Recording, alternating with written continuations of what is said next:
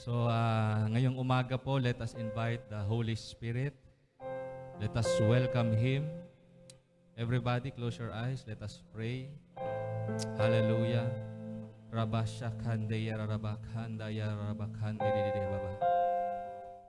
Hallelujah. Abba, Father, we welcome you. We worship you and we adore you.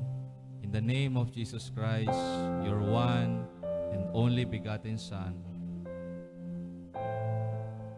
through your grace and through your Spirit, Lord, we come before your throne of grace and we humble ourselves, Lord. We magnify you, Lord God. Ikaw lamang, Lord God, sa iyo kami nakafocus ngayong umagang ito, Panginoon. Hindi sa aming katabi, hindi sa naiwan namin sa bahay o sa negosyo o sa trabaho. But right now, Lord, we will fully focus on you, Lord God, Lord Jesus. And Holy Spirit, teach us and guide us today, this morning, according to your wisdom and according to your knowledge. Supply us, Lord, with learning. Supply us, Lord, with wisdom and understanding sa umagang ito, Panginoon. Open our hearts, Lord. Change our hearts and change our minds, Lord. Cause us to draw near to you as we hear your words. Supply a fresh and abundant supply of grace and mercy and faith, Lord God, towards us, your children. Let your Holy Spirit saturate the atmosphere here right now, and everyone who is watching and will watch in the replay of this service. As we share your word, Lord, give us the faith to believe and to act according to what we have heard. By the power of your Spirit. In the name of Jesus Christ, we all pray.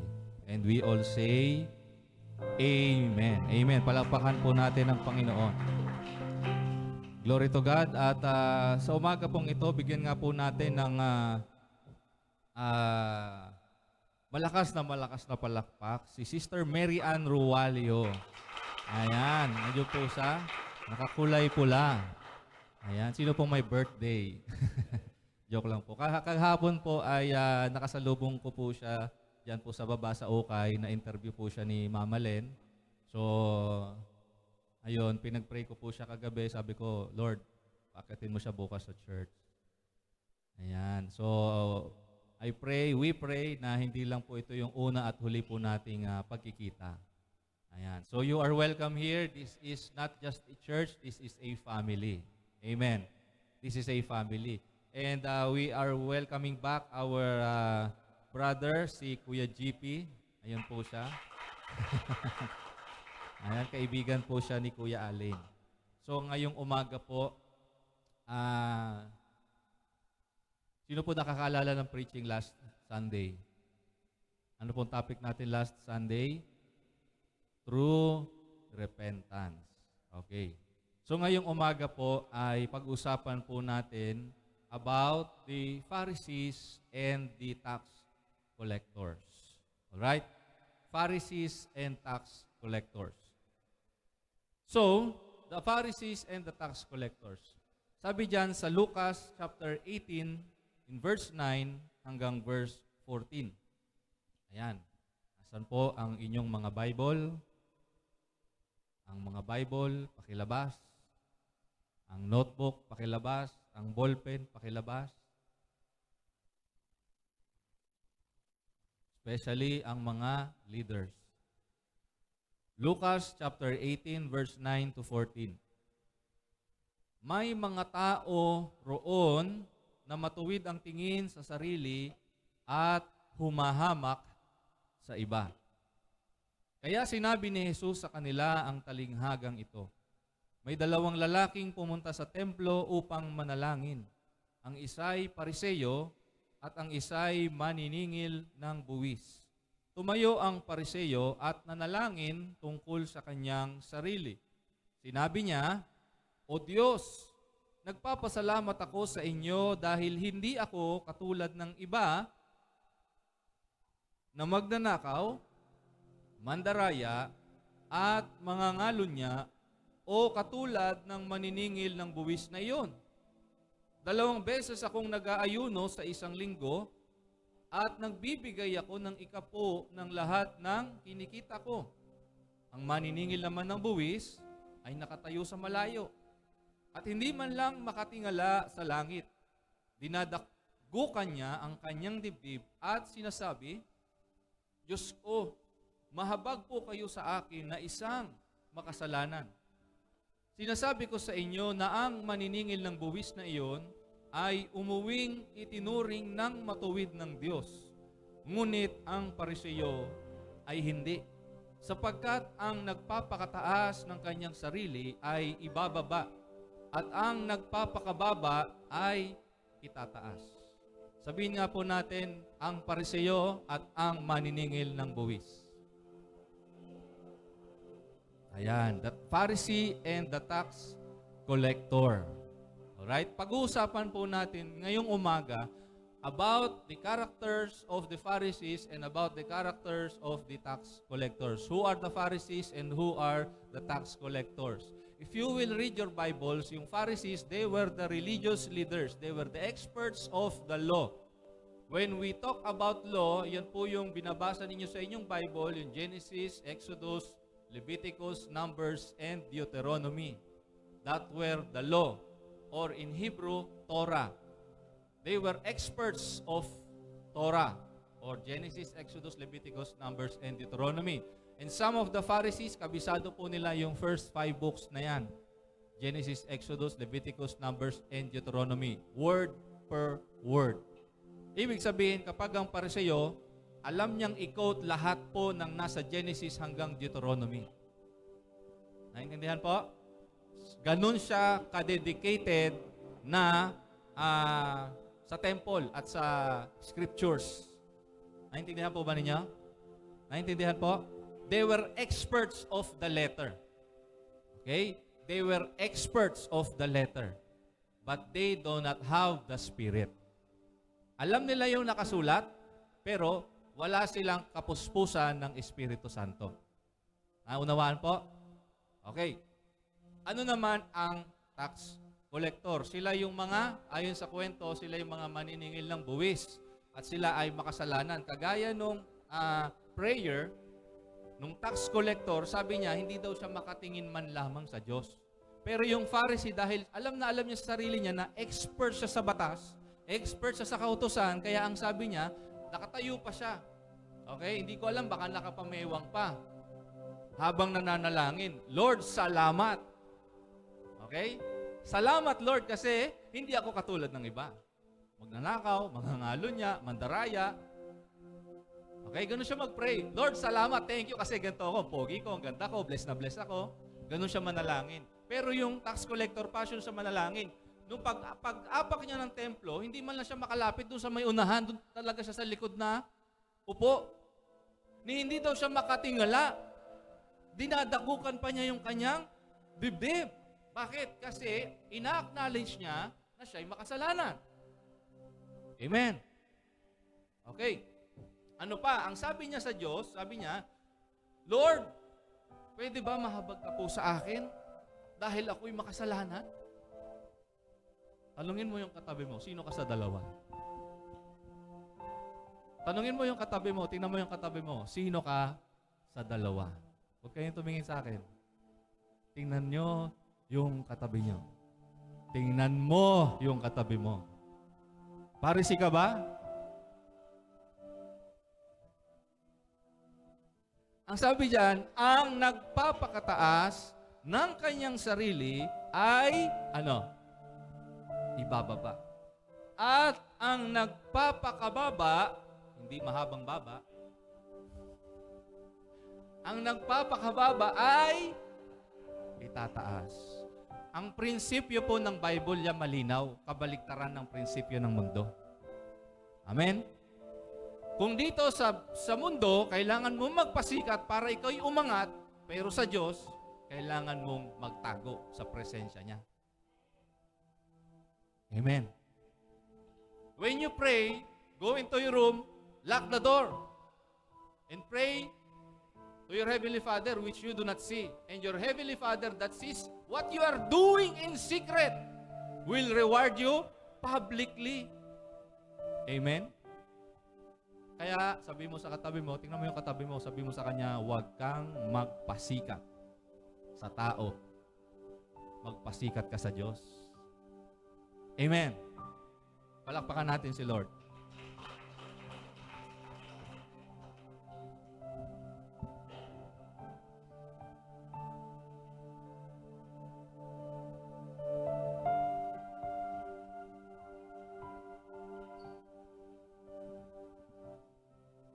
Okay, pag-usapan po natin si Levi o si Matthew, the tax collector.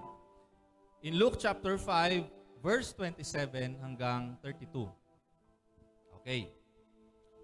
Ito pong storya na to ay nangyari matapos po na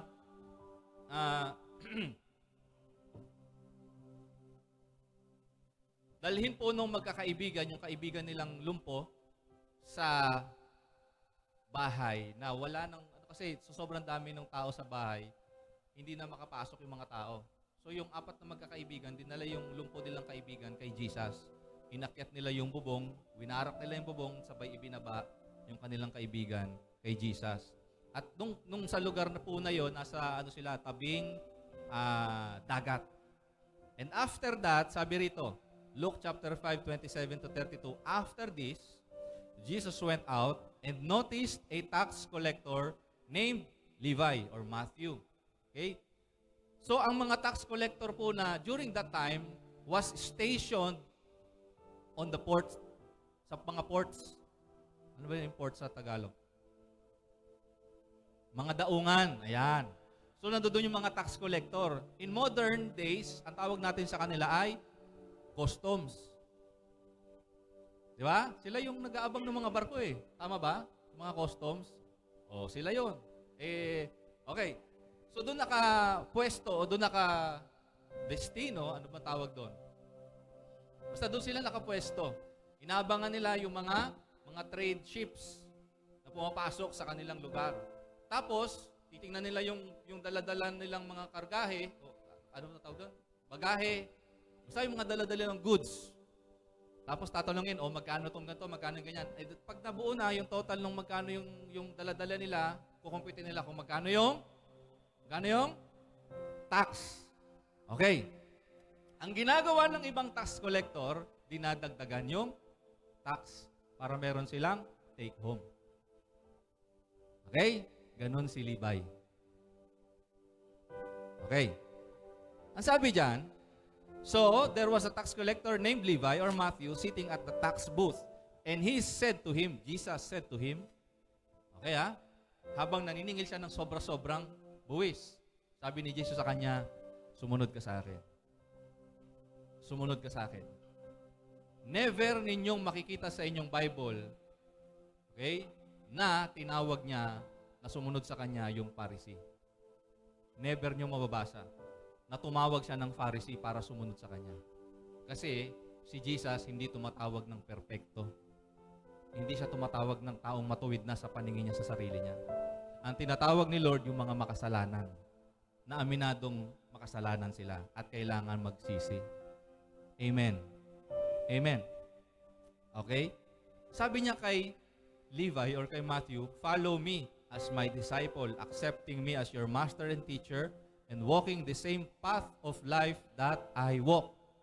Meaning, ang pagsunod pala sa Panginoong Jesucristo, hindi lang yung pagtanggap mo sa Kanya bilang Panginoon, but following His steps, walking the same path that He took. Amen? Kung siya nag-deny ng sarili niya, dapat ikaw bilang sumusunod sa Kanya, you should also deny yourself. Amen.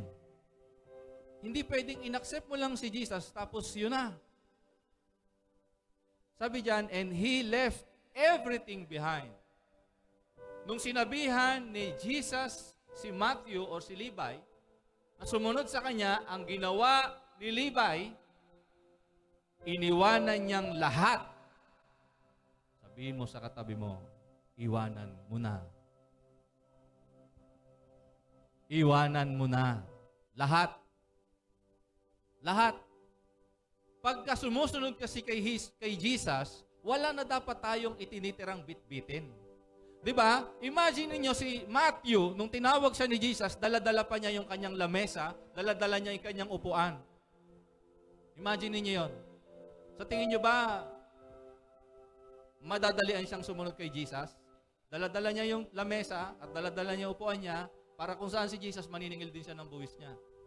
Naunawaan po ninyo? Okay? Mahirap pong sumunod kay Jesus kapag hindi mo iniwanan lahat. Naunawaan po? Mahirap sumunod kay Jesus. Kaya nahihirapan sumunod ang maraming Kristiyano kay Jesus kasi ayaw pang iwanan. Ayaw pang bitiwan. Pero si Matthew, sabi niya, he left everything behind and got up and began to follow Jesus as his disciple. And Levi gave a great banquet for him at his house. Tingnan niyo, no? Niyaya daw niya si Jesus sa isang malaking handaan sa kanyang bahay. Kasama yung mga large crowd of tax collectors and others who were reclining at the table with them. So sinama niya yung mga kapwa niya, mamangolekta ng buwis. Okay? Yung mga kasama niya sa customs, yung, halika kayo, sumunod tayo kay Jesus, tama na yung pantarambong natin. Niyaya pa niya yung iba. Tanungin mo nga yung katabi mo, ganun ka rin ba? O sa'yo palang tisod na sila. Paano niya nayaya yung mga kasama niya? Kasi he began to walk with Jesus. And after walking with Jesus, he began to invite his tax collector friends. Amen. At sumama sa kanya. Bakit? Kasi nakita yung pagbabago sa buhay niya. Amen. Alright. And Jesus replied to them. Naunahan ko na. Sabi diyan, the Pharisees and their scribes, ayan na, nakita ng mga religious people. They began murmuring, nagchichismisan na sila. They began murmuring in discontent to his disciples, asking, why are you eating and drinking with the tax collectors and sinners?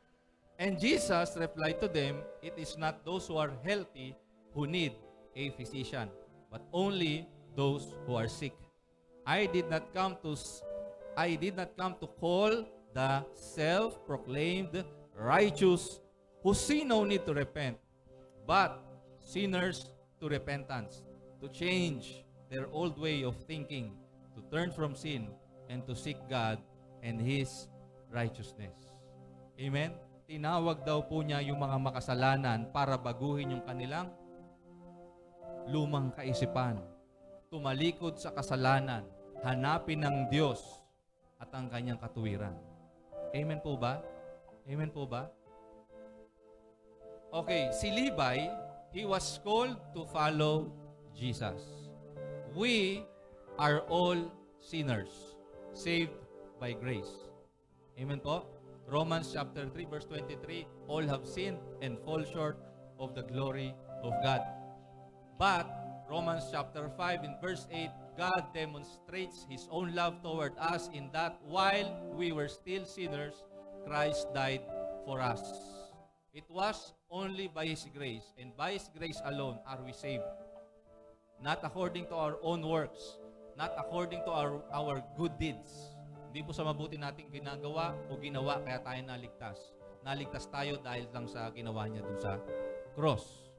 Amen? And by doing that, nung nakita po natin yon, nakita ninyo yung katotohanan na yon, you have accepted that grace. And now, you are in the beloved. Nandoon ka na sa posisyon na pinawalang sala ka na. Sabi mo sa katabi mo, pinawalang sala ka na. Kapag sumampalataya tayo sa Panginoong Hesus, yun na po yung point na saved ka na, pinawalang sala ka na. You do not need to do anything to add to that salvation. But, you must continue in your faith. Ibig sabihin, Kapag tinanggap mo na yung kaligtasan, tinanggap mo na yung kabutihang loob ng Diyos, huwag mo nang dungisan pa yung tinanggap mong kalinisan. Mamaya maunawaan po ninyo yan. Okay. When Levi was called to follow Jesus, number 2, he left everything behind. Kinalimutan na niya yung mga dating issue niya. Hello? Hello? Hello? Kalimutan na natin yung mga past issues natin. Di ba sabi ng Hebrews chapter 12, looking unto Jesus, the author and finisher of our faith, who, for the joy that was set before him, endured the cross, despising the shame. Amen? Amen. Alam nyo, mahirap pong mag-focus kay Jesus Christ when you have something behind you na nililingon-lingon mo pa, pabalik. Amen? Kaya sabi din doon sa Hebrews chapter 12, let us run with endurance the race that is set before us. Okay? Let us run with endurance the race that is set before us. Tapos, sabi doon, bitawan na natin, okay? Lahat ng mga nagpapabigat sa atin at ang kasalanan na pilit na kumakapit sa atin para tayo makatakbo. Amen? Mahirap po na magtuloy-tuloy sa pagsunod sa Panginoon kasi meron tayong binabalik-balikan. Huwag mo nang lingunin, huwag mo nang balikan. Kalimutan mo na. Amen? For everyone who is in Christ, he is a new creation. The old has passed, and behold, all things have become new. Ang nakipag-isa na kay Kristo ay isang bagong nilalang na. Wala na yung dati niyang pagkatao. Nawawala na. Di ba yung repentance? Metanoia. Ano yung metanoia? It's a change of mind. Paano mo siya i-illustrate? It's like the caterpillar in the process of becoming a butterfly. Yung butterfly, hindi mo na siya mahalata na galing siya na caterpillar. Tama ba? Ganun dapat ang totoong repentance. Okay. Pagkatapos, naiwanan daw ni Levi ang lahat. He prepared a great feast for Jesus. Alam niyo po ba, kapag naghanda ka para sa isang tao, di ba? Bakit mo paghahandaan yung isang tao? Espesyal sa sayo. Tama po ba? That person is special to you. Kaya naghanda siya ng, sabi niyan, great banquet. At hindi lang po yung sarili niya at si Jesus yung pinakain niya, pati yung mga kaibigan niya. Naintindihan po?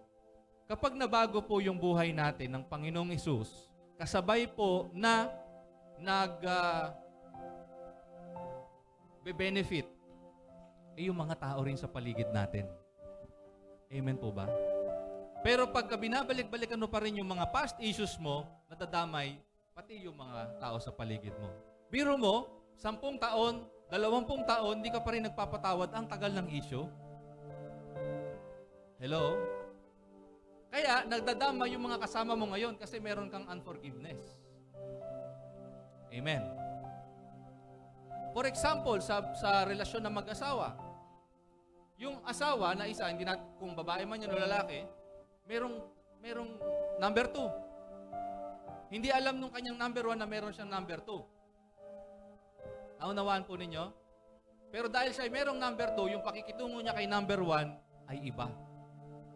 Naunawaan ninyo? Hindi niya maipakita yung totoo niyang pag-ibig kay number 1 kasi may kahati si number 1, which is number 2. At baka hindi lang may number 2, baka may number 3 pa. Naunawaan?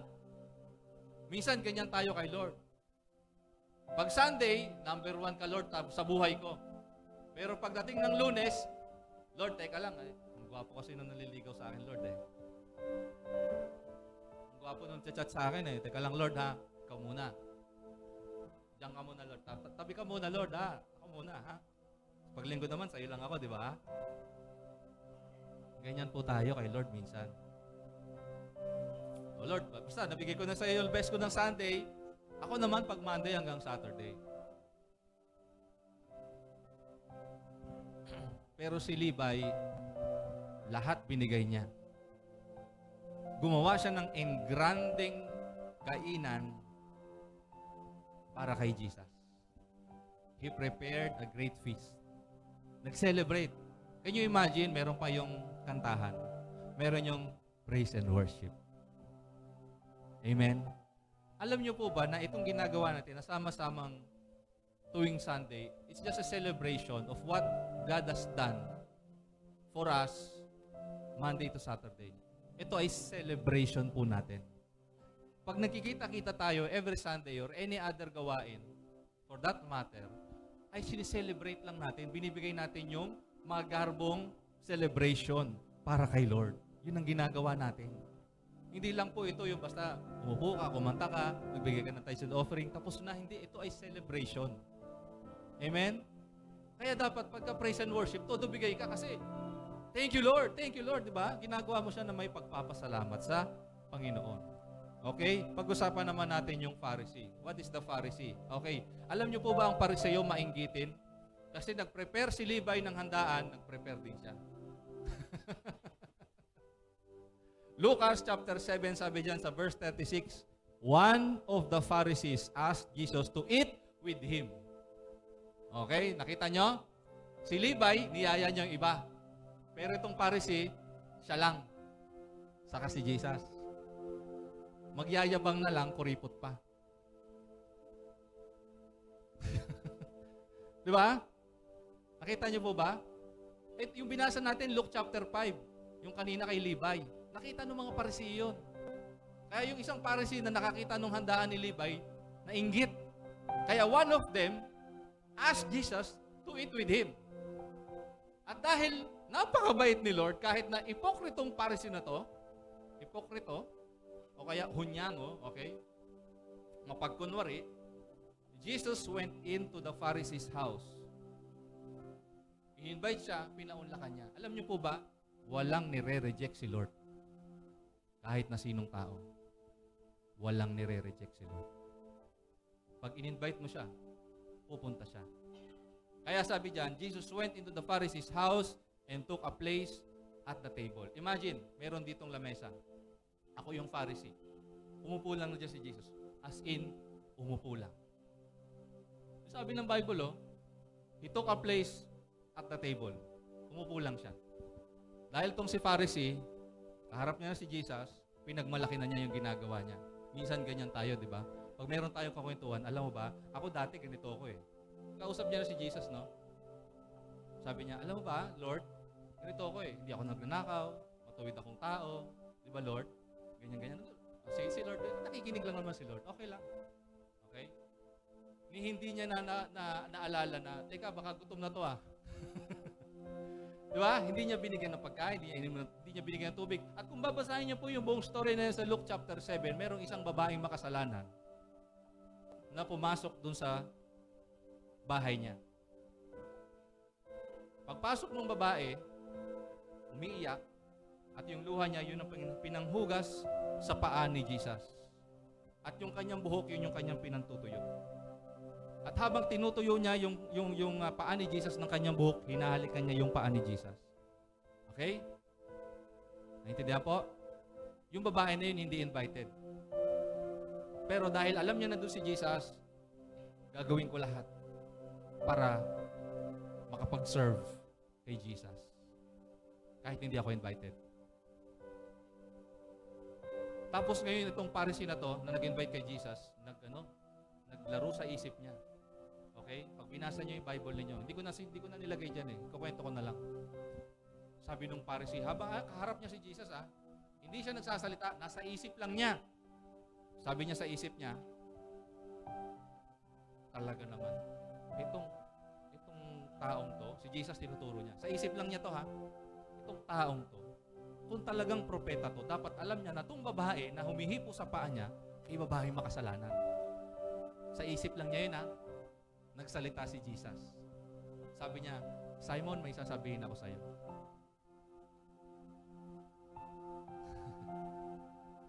Kanina, pagdating dito, hindi mo hinugasan yung paa ko. Pero itong babaeng to, simula nung pagpasok niya, wala nang hinto. Wala nang tigil yung kanyang paghuhugas ng aking paa sa pamamagitan ng kanyang luha. Alam nyo ba, po ba, na kapag ikaw ay nag-imbita sa bahay mo ng isang bisita, okay, ikaw dapat yung maglinis ng paa niya pagpapasok siya. Bakit? Kasi galing siya ng labas, nakasandals lang sila dati. So bago siya pumasok dapat sa bahay mo, ikaw na host ang maghuhugas ng paa niya. Okay? Nasa isip lang ni Simon yun, ha? Sabi niya kay Simon, Simon, kanina, pagpasok ko, hindi mo hinugasan yung paa ko. Hindi siya nagsalita, tama? Hindi nagsalita si Jesus, basta umupo lang siya.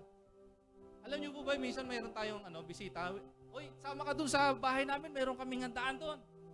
Tapos dumating na yung bisita mo, sabi mo sa kanya, sige, pasok ka. Pagpasok niya, daming tao, di ba? Kaya lang iniwanan mo. Hindi niya alam kung saan siya pupwesto. No? Nahiya siya, umupo. Kasi di mo siya pinaupo, pinapasok mo pa lang. Eh ngayon, sige, napansin mo, nakatayo lang siya. Sige, upo ka muna dyan. Hindi naupo naman. Iniwanan mo na naman. Minsan, ganun tayo kay Lord. Lord, you are welcome here. Tapos ano na. Tingnan nyo ang storya. The Pharisee invited Jesus but never served him. The Pharisee invited Jesus but never served him. Paano ba natin na ipapakita na naglilingkod tayo sa Diyos? Nabasa niyo ba yung Matthew chapter 25? Sino nakabasa ng Matthew chapter 25? Doon sa story po doon, merong hinati si Lord. Sa kanan, yung isa sa kaliwa. Sa kanan yung tupa niya. Sa kaliwa, mga kambing. Sa kanan, sinabi niya, blessed are you. Kasi, nung nakita niyo akong gutom, pinakain niyo ako. Nung nakita niyo akong nakahubad, dinamitan niyo ako. Nung nakita niyo akong nakukulong, binisita niyo ako. Nung nakita niyo ako may sakit, binigyan niyo ako ng gamot.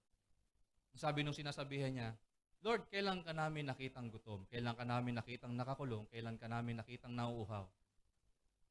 Sabi ni Jesus sa kanila, ang ginawa mo sa mga maliliit na kapatiran na ito ay ginawa mo sa akin. Okay? Now, he turns to his left.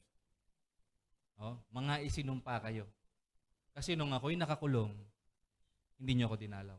Nung ako'y may sakit, hindi niyo ako dinalaw. Nung ako'y nagugutom, hindi niyo ako binigyan ng pagkain. Nung ako'y nilalamig, hindi niyo ako binigyan ng damit. Sabi nung nasa kaliwa ni Jesus, Lord, kailan ka namin nakitang uhaw, gutom, nakakulong, may sakit?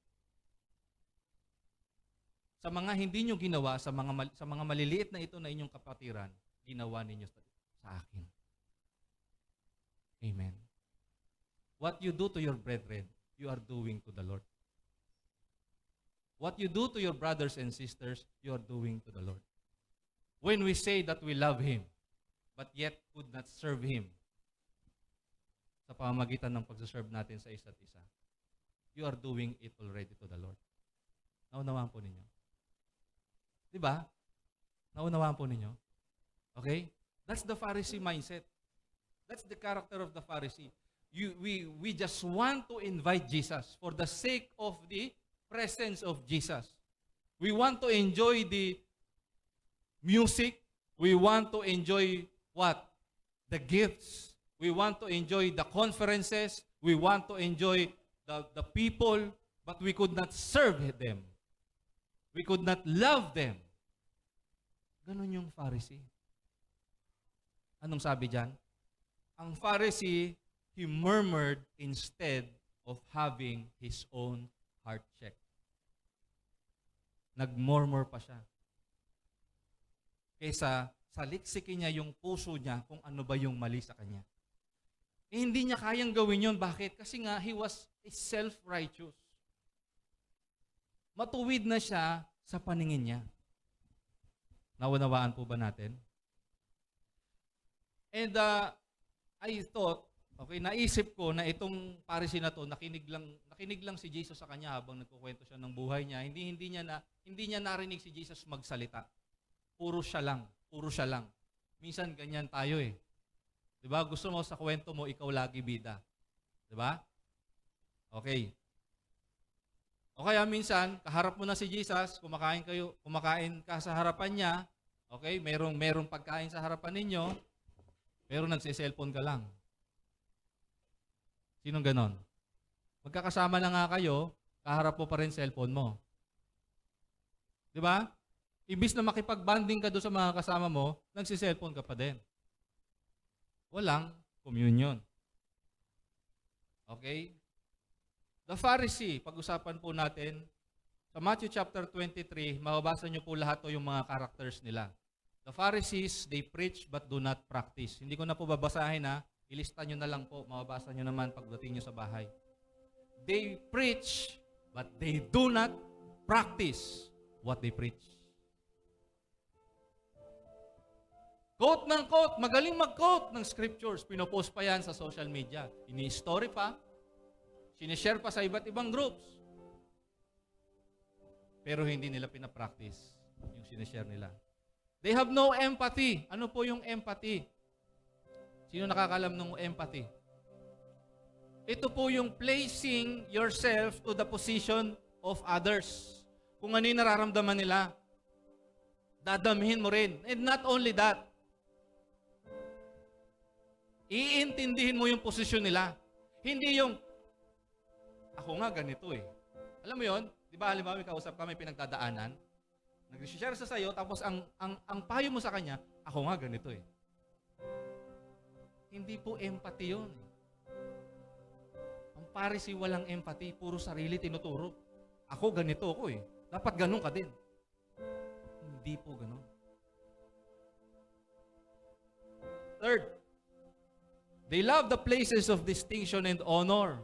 Ibig sabihin, gusto nila kapag merong handaan, pag merong mga events, gusto nila, doon sila sa pinakamalapit sa panauhing pandangal. Gusto nila maupo doon sa nakadecorate na, anong tawag doon sa upuan sa kasal? Tiffany. Ayaw nila doon sa monoblock. Hindi. Hello? They love the places of distinction and honor. Huwag mo kong tawaging pastor, bishop ako. Kaya pag tinawag mo siyang pastor, di siya lilingon. Pag tinawag mo siyang bishop, sabi niya, yes. E paano pag tinawag ka lang kuya? Ang tawag sa'yo, Mang Jordan. Di ba? Nakabase ka sa pakikitungo mo sa tao, depende sa tawag nila sa'yo. Si Jesus, hindi. Di ba? Nung tinawag siya ng mga tao, di ba yan yung anak ni Maria at ni Jose, yung karpintero? Nagalit ba siya? Hindi. Kahit na yung mga disipulo niya, ang tawag sa kanya, rabbi, teacher. Pero ibang tao ang tawag sa kanya, di ba karpintero lang yun? Hindi siya naiinis. Why? Totoo naman eh. Huwag ka maiinis doon sa totoo. Amen. Next, they are people pleaser. Okay? Ginagawa nila yung ginagawa nilang mabuti pag may nakatingin. Okay? Mabait sila pag may nakatingin. Pag may nakabantay. Kumakain ng gulay pag nandyan si pastor. Umiiwas sa soft drinks pag nandyan si pastor. Biglang binibitawan niyo sa gerilyo pag dumadaan si pastor.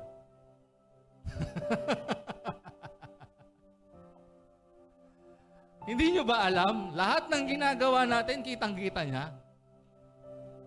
Amen? Kahit yung pagbukas mo ng site na malaswa, kahit hindi ko kita yan, kita niya. Amen. Next, they love to be greeted with respect and to call them with their title. Yun yung kanina, no? Magkasunod kasi yun eh. They love to be greeted with respect and to call them with their title. Oh my Lord! Next, they cover up mistakes by doing religious duties. Mga kapatid, wag nating gawin yan para mabawas-bawasan naman yung nagawa kong kasalanan. Sige nga, mag-church ako. Hindi po ganun. Hindi natin tatakip sa kasalanan natin yung ginagawa nating mabuti. Teka nga, mabigyan ko nga ng cake to para makalimutan niya yung ginawa kong pambubugbog sa kanya. Kita mo yon, halimbawa lang, no, binugbog ko si Pastora Amy. Halimbawa lang, tinadyakan ko, binugbog ko. Tapos kinabukasan, binili ako ng cake. Patawarin mo na ako, ito na yung cake. Ate Girlie, ikaw ba pwedeng ganon? Pwede ba yung ganon? Binugbog ka ni Kuya Raymond, tapos bukas binigyan ka ng cake, tapos okay na kayo? Pwede, okay lang ba yon? Hindi. Hindi, di ba? Magdusa ka, sabi niya. Hindi, joke lang. Hindi ganun yung totoong pagsusori. No, you just cover up by bringing good things para mapagtakpan. Kalimutan mo na, sige na. Okay, next. Pharisees think that giving offering is enough to cover injustice, cruelty, and unfaithfulness. Sa palagay ng mga religious people na ito, kaya nilang pagtakpan yung ginagawa nilang injustice. Ano po yung injustice? Partiality. Okay? Yung mga yung nakikita yung mga issue ngayon sa komunidad natin o sa bansa natin, 'di ba? Sabi hangga't may tatsulok at sila ang nasa tuktok, hindi matatapos ang gulo. 'Di ba alam niyo yung kantang 'yon? Hangga't marami ang lugmok sa kahirapan at ang hustisya ay para lang sa mayaman. 'Di ba? Pinagtatakpan nila 'yon, bayano? Pera-pera. Hindi na ako magsasabi ng mga issue. Maraming issue sa bansa natin, sa gobyerno natin, na pinagtatakpan ng pera para mapagtakpan yung ginagawang mali. At hindi lang pera, ha? Hindi lang pera. They cover up not just injustice, they cover up cruelty. Yung pagiging mararahas nila, pinagtatakpan. Pati yung pagiging unfaithful or yung uncommitted. Diba? Merong ito sabihin ko sa inyo, merong mga babaeng asawa, na may asawang lalaki na nagtatrabaho sa malayang lugar. At meron silang number 2, number 3, number 4, number 5, I don't know kung hanggang number 10.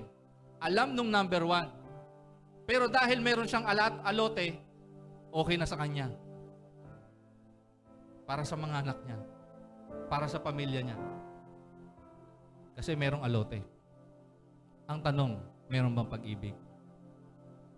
Meron bang pagmamahal? Next, they focus on minor matters and neglect more important moral and spiritual matters. Yan na po yung kabaligtaran ng injustice, cruelty, and unfaithfulness, which is fairness, compassion, and commitment. Ano po yung sinasabi dyan? Pag binasa nyo po yung Matthew chapter 23, yung Pharisee, nagtatight sila. Pero wala silang fairness, wala silang compassion, wala silang commitment. Amen. Ano naman kung malaki yung tithes mo? Ano naman kung malaki yung binibigay mo sa simbahan? Kung mali naman yung puso mo? Mali naman yung isip mo? Hindi po natatakpan ng pera natin, yung tithes natin, yung mali nating ginagawa. Yung mali nating iniisip at mali nating sinasabi. Next, they look beautiful outside but filthy inside. Matthew chapter 23:25 to 28. Pag binasa niyo po yan, okay, para kayo daw mga libingan, yung mga, ano tawag doon, yung bato? Ano tawag doon? Yung marmol na may pangalan?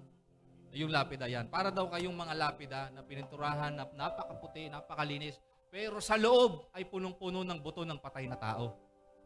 Mabaho, masangsang, bulok. Parang ganun daw yung mga religious leaders. Sa labas, napakaganda. Puro palamuti pa. Kaya pag nakita niyo po yung Pharisee, during their time, grabe yung mga suot. Hindi ko alam kung basta mahalagang mga bato, mahal yung mga tela. Okay?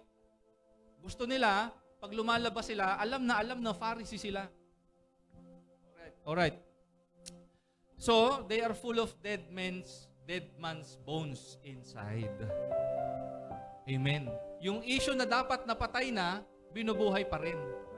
Hello? Okay. Can you imagine? Sa harapan mo, napakaganda niya o napakagwapo. Paglapit mo, teka, baho ng hininga nito. Bakit nabaho hininga niya? May problema sa loob.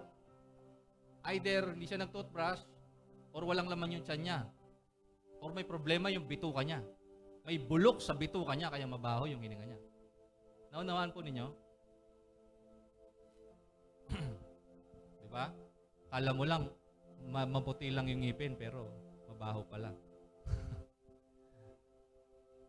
Next, the Pharisees, they see other people's faults, but they are blind to their own faults. Ang bilis po nilang makapuna ng mali ng ibang tao, pero yung mali nila, hindi nila napupuna. Hindi nila nakikita. Next, they are self-righteous. Ang isip niyan, sila dapat magbago, hindi ako. Tanya yan? Siya dapat yung magbago, hindi ako.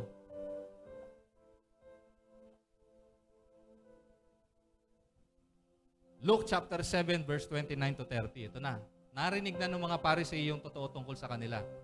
Sabi diyan, when they heard this, all the people, even the tax collectors, okay, nang narinig ng mga tao yung katotohanan, all the people and the tax collectors agreed that God's way was right. For they had been baptized by John. Ano yung baptism ni John? Repentance. But the Pharisees and experts in religious law rejected God's plan for them, for they had refused John's baptism. What is John's baptism? Repentance.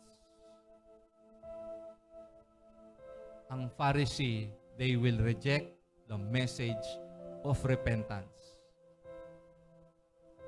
Siya yung dapat magbago, hindi ako. You will reject na meron ka ring mali. Yes, meron siyang mali. But, aminin mo na meron ka ring mali. May kulang siya. Yes. Pero aminin mo, may pagkukulang ka rin. Huwag mo lahat isisi sa kanya. Tingnan mo rin yung sarili mo. Baka meron kang nasabi, nagawa, kaya siya ganun. Hello? Kasi ganun yung Pharisee nung panahon nila eh. Hindi nila naunawaan yung mga tao sa paligid nila. All they care about was their position. All they care about was their title. All they care about was their image. Na dapat ganito yung tingin ng tao sa akin. Pero nung tingin, ano ang tingin sa'yo ng Diyos? Yun ang mahalaga. Now, merong isang tao na ipapakilala ko sa inyo which many of you already know. He is Zacchaeus. Mababasa po nyo yan sa Luke chapter 19 verse 1 to 10. I will not read the entire verse for the sake of time, but I will tell you his story. In Luke chapter 19 verse 1 to 10, si Zacchaeus, he was a chief tax collector. Kumbaga si Levi, tauhan lang niya. Si Zacchaeus, he was the chief tax collector and he was rich. He was very rich. Sino ang may nakakalam sa inyo na yung mayaman talaga pag nasa customs? He was very rich. But, ito yung maganda sa kanya. He sought to see who Jesus was. Pinilit niyang makita kung sino talaga si Jesus. Okay? In verse 3, ang sabi doon, umakyat po siya ng sycamore, puno ng sycamore. Sycamore. Sabi niyo nga po, sycamore. O, sycamore. Sycamore.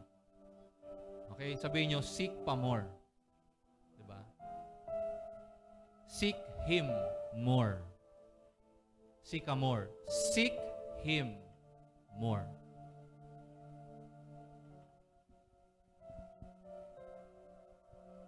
To see Jesus. To see Jesus. My brothers, my sisters, my beloved children in the Lord, pag kayo umakyat ng simbahan, huwag nyo lang pong isipin o huwag lang kayong maging excited na aakyat kayo kasi meron kayong ministry. Huwag lang kayong maging excited na umakyat ng church kasi makakasama mo na naman yung mga kaibigan mo. Huwag lang kayong umakyat ng church kasi nagigilty ka na kasi ang tagal mo nang hindi nag-church. Huwag ka lang umakyat sa church for the sake of just coming to church. Umakyat kayo ng simbahan for this one sole reason, to see Jesus. Para mas lalo nyong makilala si Jesus. Amen? That is why the name of our church, Beholding Jesus. Because dito ang bida lang si Jesus.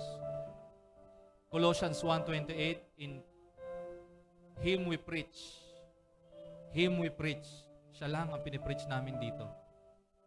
Although we can talk about any other topics, pero lahat ng topics po rito will always lead to Him.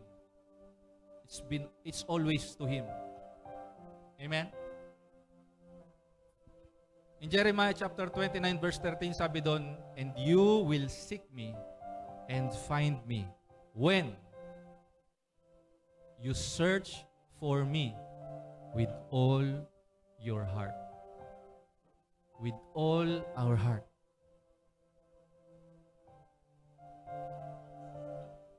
At nung nakita po ni Zacchaeus si Jesus, sabi diyan, Jesus called Zacchaeus by name and said to him that he must stay at his house. Luke chapter 19 in verse 5, sinabi ni Jesus kay Zacchaeus, I must stay at your house. Doon sa mga una nating story, they were the one who invited Jesus to come to their house. But this time, Jesus was the one who said, I must stay at your house. Pag sinabi po nating stay, hindi po yan panandaliang pananatili lamang. Amen. Amen. Zacchaeus, nung sinabi ni Jesus sa kanya na I must stay at your house, sinabi ni Zacchaeus, sabi dun sa verse 6, Zacchaeus received Jesus joyfully. Anyone can invite Jesus into their house, but not everyone are willing to give Him the whole house. Naunawaan po ninyo? Anyone can invite Jesus in their house, but not everyone are willing to give Him the whole house. Katulad nung binabanggit ko sa inyong story kanina. Naupo lang si Jesus, dun lang siya. Hindi niya pakikialaman yung mga kwarto sa bahay mo na hindi mo binibigay sa kanya. Kasi hindi siya yung homeowner. Bisita lang siya. Pag si Jesus, bisita lang sa buhay mo, hindi kanya pakikialaman. Hindi niya babaguhin buhay mo. Tingnan niyo po nangyari sa buhay ni Zacchaeus. Okay? May tanong muna pala ako sa inyo. Si Jesus ba ay bisita lang sa buhay mo? Bed spacer lang ba siya sa puso mo? O siya yung may-ari sa buhay mo? Kung siya yung may-ari, dapat siya yung nasusunod. Ikaw ba yung nagbibigay ng terms and conditions kay Lord?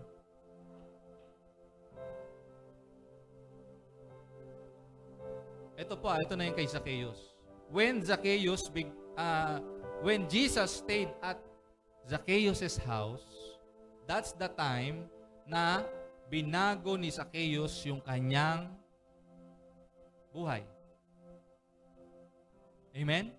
Hindi po mag-uumpisang kumilos ang Diyos sa buhay natin kung hindi siya yung may-ari nito. Amen. Jesus must stay. Huwag nyo lang siyang imbitahin. Dapat siya yung may-ari. Para mabago yung buhay mo. Then, Jesus confirmed His salvation through the fruit of His actions. Ano ba yung ginawa niya? Nung nandoon na si Jesus sa bahay ni Zacchaeus, sabi ni Zacchaeus, Lord, kung meron akong nagawaan ng mali, kung meron akong nasingilan ng higit pa sa buwis na nasingil ko, ibabalik ko yun ng 4 na beses. Kung meron akong nadaya, ibabalik ko lahat yun. Lahat yun ibabalik ko. Wala akong ititira sa akin. Dadagdagan ko pa kung ano yung tawag dito, maatraso ko sa kanila. Nagsimula lang na naisip niya yun nung nandoon na si Jesus na nanahan doon sa bahay niya. Amen? para mag-umpisang mabago yung isip at puso natin, kailangan si Jesus yung may-ari ng puso at isip natin. Kailangan siya yung may-ari ng buhay natin. Amen. Amen po ba? Okay. Kyle, ano nga po? Si Kyle. Ayan. Meron akong papakitang illustration po sa inyo.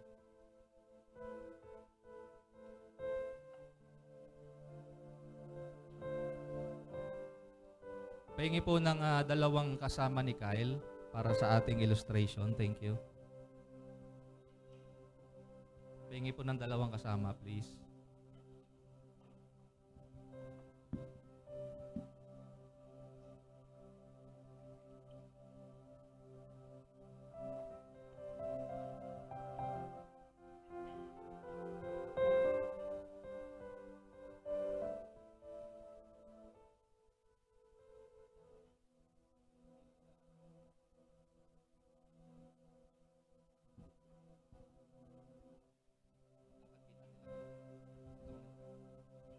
Ayan, tingnan niyo po ito ha.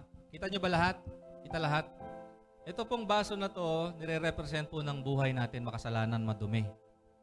Okay? So itong batya, pansahod ko lang kasi baka matapon na. Wala yan. Ito naman, yung buhay na malinis na kayang ibigay ni Lord sa buhay natin. Okay? Sige, buhusan mo ng konti. Konti lang. Konti lang. Lord, konti. Sige, buhos pa konti-konti lang. Minsan, binubuhos na ni Lord, sasabihin mo sa kanya, Lord, teka lang ha. Limited lang dapat ha. Ito lang. Kaya tingnan mo, hindi mababago talaga yung buhay mo.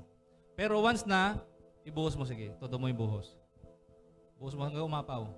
Tingnan nyo, umaapaw na, pero marumi pa rin. Tama po ba? Pero sige, buhos mo lang. Church ka lang ng church. Attend ka lang natin ng prayer meeting. Okay? Mag-evangelize ka lang. Sige, tapos tigil mo. Teka lang, Lord, nakakapagod eh. Ano muna ako? Balikan ko lang yung jowa ko. Okay, kasama muna ako magmura ng mga kaibigan ko. Ano mangyayari? Dudumi ulit. 'Di ba? Pero mabibigo ka na naman. Magiging heartbroken ka na naman. Lulumo ka na naman. Babalik ka na naman kay Lord. O bumalik ka na naman kay Lord, buhos na naman. Pero this time, talagang binuhos na niya lahat kay Lord. Okay, sige, buhos mo lang. Sige, buhos mo lang. 'Di ba? Lord, sayong-sayo na ako. Buong-buo ang buhay ko para sa'yo. Sige, buhos mo lang. Buhos mo matinding-matindi. Is pouring out the presence of God in your life. Amen. Tingnan nyo po. Okay? Tingnan nyo. Nasaan na po yung... Sige lang, buhos mo pa. Sige lang. Okay? O yan. O, hinto mo na. O, magkakulay na ba? Magkakulay na ba? Magkakulay na ba? Hindi po mangyayari. Thank you. Hindi mangyayari na yung pagbabago ng buhay hindi mangyayari yung pagbabago sa buhay natin kung hindi po natin i-allow na ibuhos ni Lord yung kanyang presensya sa buhay natin. Ng buong buo. At hindi natin i-allow na magkaroon pa ng dungis yung buhay natin.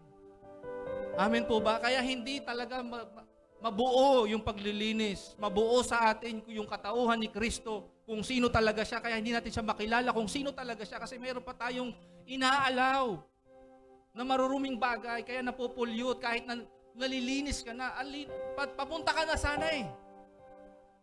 Ito ka na sana, kaya lang, ito na naman yung ginawa mo. Ito na naman yung pinayagan mo sa buhay mo. Pero, mabait pa rin si Lord. Kung willing ka tanggapin ang pagkukorek ng Panginoon, kung willing ka tanggapin ang pag-ibig ng Diyos, handa ka pa rin niyang buhusan kasi nga walang nire-reject ang Panginoon. Amen? Sabi ng Bible, lumapit kayong lahat na nabibigatan at nahihirapan. Amen? At bibigyan ko kayo ng kapahingahan. Sabi ng Acts chapter 3 verse 19, repent. Sige Kuya Dave, Acts chapter 3 verse 19, tingnan nyo to.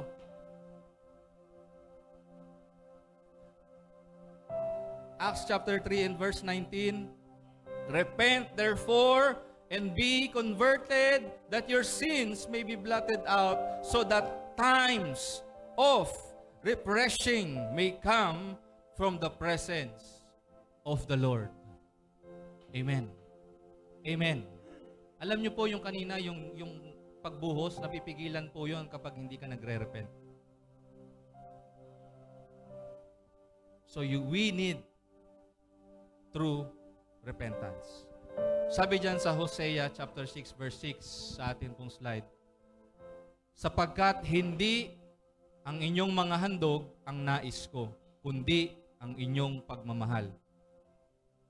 Mas nanaisin ko pang kilalanin ninyo ako kaysa sa mag-alay kayo ng mga handog na sinusunog. Amen?